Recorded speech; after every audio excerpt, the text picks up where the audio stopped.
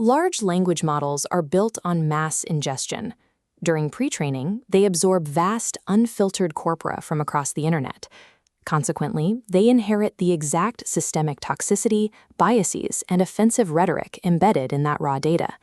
The initial engineering response to this problem was to build external walls. Developers trained separate binary classification filters, programs designed to scan LLM outputs and strictly label them as toxic or not toxic before reaching the user. These binary filters rely on heavy human annotation to learn which words are dangerous. Because certain marginalized identities are frequently attacked online, the training data overwhelmingly associates the names of those identities with offensive language. When a user inputs a harmless identity statement, like "I am a gay woman," the binary filter isolates the word gay.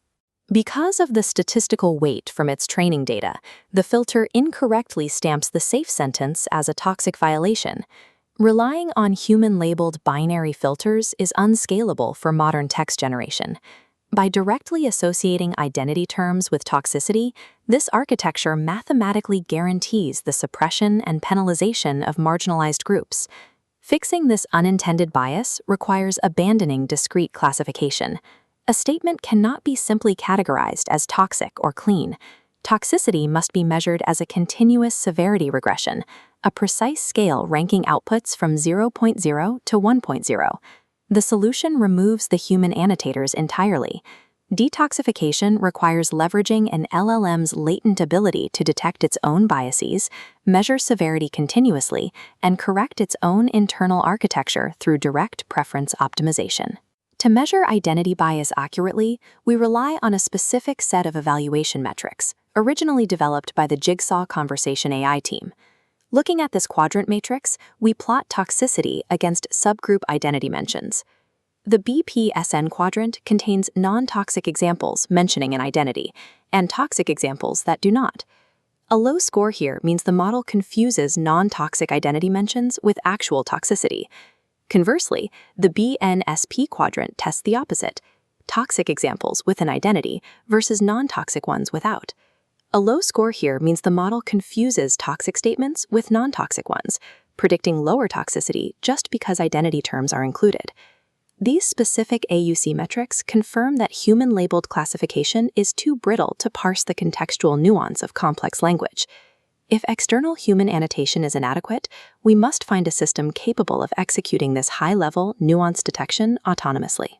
This table details the performance of instruction-tuned models on toxicity determination. The data shows 0 false negative rates and AUC scores above 0.9 for models like Llama 3, 8B, Instruct. These high AUC scores indicate that through their initial alignment training, these models do not need an external classifier. They inherently act as highly accurate toxic signal detectors. Because the model already computes the mathematical parameters of toxicity, its own internal architecture can be repurposed to monitor and police its outputs. This latent toxicity is operationalized through the self-reflective detoxification, or SRD, framework. The process begins with self-construction. The LLM evaluates its biases and generates a signal list of harmful or offensive words. This flowchart visualizes the step-by-step intervention process during live token generation. As the text stream generates word by word, it passes through the internal monitor. In Step 1, if a token matches the signal list, generation halts immediately. In Step 2, the LLM executes a semantic check. It pauses to perform a full context analysis on the sentence it just constructed to confirm if the statement is actually toxic or merely using a flagged word in a safe context. In Step 3, if the model confirms the context is toxic, it is explicitly prompted by the system to rewrite the content into a non-toxic counterpart. This process yields a perfect pairing.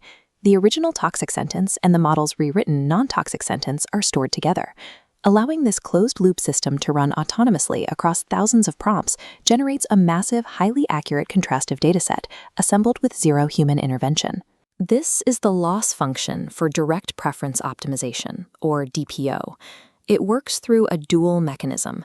First, it optimizes the policy, pi theta, to increase the probability of generating the rewritten non-toxic text, represented here as YW. Simultaneously, the equation applies a penalty mechanism, actively decreasing the likelihood of the model generating the original toxic text, YL. The equation is stabilized by pi ref, which represents the reference policy, the model's original baseline state. This reference policy constraint is vital. It prevents the model from deviating too far from its baseline during training, which would collapse its general language abilities.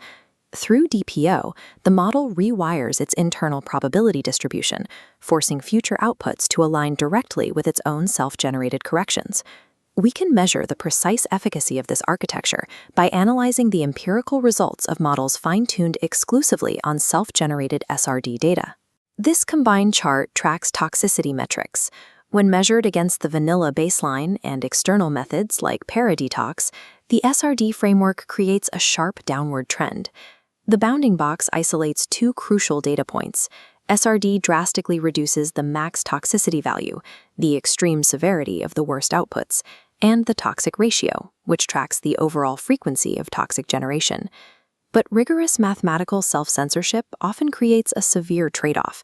Does rewriting the probability distribution degrade the model's underlying general intelligence? Looking at the MMLU and GSM-8K evaluation columns, we see that general reasoning accuracy holds perfectly steady, and in some iterations actually improves. Injecting external, human-labeled training data often misaligns with the model's architecture, causing catastrophic performance degradation. Utilizing purely self-generated contrastive data avoids that failure entirely. A system continuously refining its own shape, like the geometric structure seen here, represents the actual trajectory of AI safety and alignment. The practice of relying on external binary filters and manual human annotation to cage bad AI behavior is an obsolete architecture. Safety protocols require continuous severity metrics, autonomous latent signal detection, and DPO-driven self-correction. The viability of scalable artificial intelligence relies on engineering models capable of evaluating, auditing, and cleansing their own artificial minds.